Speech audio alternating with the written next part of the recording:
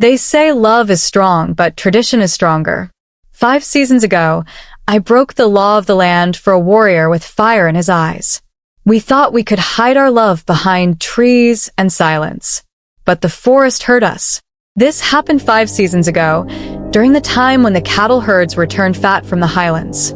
My name is Naipanoi, and I was 16. I lived with my mother and 2 brothers in a boma near Loita Hills. We were simple people, herders. We respected the elders, followed the laws, and never questioned the circle of tradition. But then I met Lemaiyan. He wasn't from our boma. He came from the west with his age group, warriors with red shukas and sharp spears. They had been out on Alamayo, the warrior path. He was tall, quiet, and had the eyes of someone who had seen danger and survived it.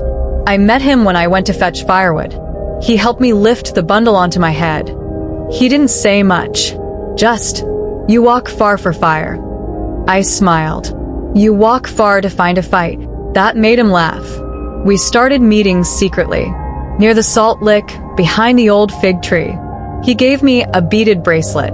I gave him my heart, but I was promised to someone else. My uncle had already accepted 10 cows for me, a man named Saitoti, older than my father. I didn't love him. One night, Lemaiyan said, "Come with me. I'll take you beyond the rift. They won't find us." But they did. Someone saw us together. The news reached the Leguanan village elder. At dawn, they came for him, warriors with painted shields. My bracelet was torn from his wrist. His red shuka was stained, not with blood, but with shame. They said I cursed my father's name, that I brought dishonor. My mother cried, but didn't speak. Lemaiyan was sent away, exiled from his own people. I never saw him again. But on some nights when the wind is dry and the cattle bells are still, I hear his voice, calling my name, Naipanoi.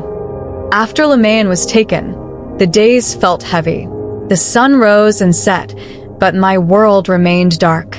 I tried to forget him, but every rustle of the grass, every whisper of the wind, reminded me of our secret meetings. One evening, as I fetched water from the stream, I heard a soft humming. It was a tune Lemaiyan used to whistle. I turned, but no one was there. That night, I dreamt of him. He stood at the edge of the village, his red shuka fluttering in the breeze.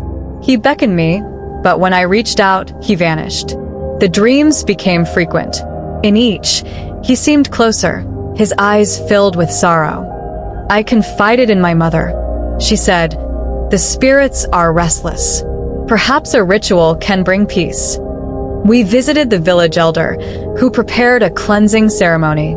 We offered milk and herbs, praying for Lemaiyan's spirit to find rest. After the ritual, the dreams ceased, but the ache in my heart remained. I often sit by the stream, hoping to hear his tune again. Though he's gone, his memory lingers, like whispers in the wind. After that night, Lemaiyan started leaving small signs for me. A beaded bracelet hanging on a low branch. A folded shuka near the path I took to fetch water. Nothing too bold. Nothing that could get us caught. He said, "They can never know, Naipanoi." Not now. Not yet. But secrets in our village don't stay quiet for long. One afternoon, his younger brother, Simul, followed him. He saw us talking behind the cattle kraal. Just talking. But that was enough. That evening there was a gathering. The elders called Lemaiyan to speak. He didn't deny it. He only said, "I love her." Gasps.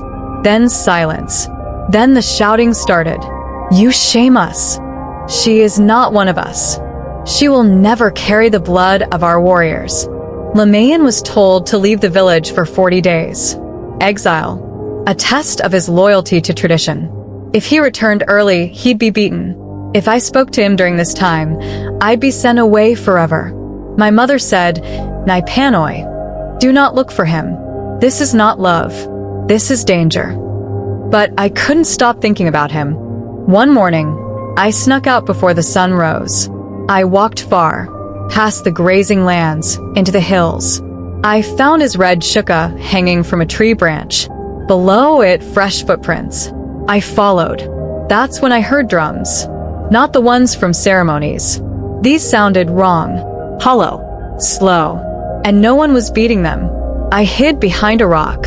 Then I saw her, the old woman from our village, the one they said had gone mad after her son was taken by spirits. She was walking barefoot, humming, holding Lemaiyan's bracelet. When I called out, she stopped. "You followed the wrong path," she whispered. "And so did you." Then she walked into the woods. I never saw her again. I ran back, shaking, confused. The next day, Lemaiyan didn't return. They said he ran away, that he was weak, that he didn't pass the test. But I know what I saw. I know something else found him out there. And I still have the bracelet.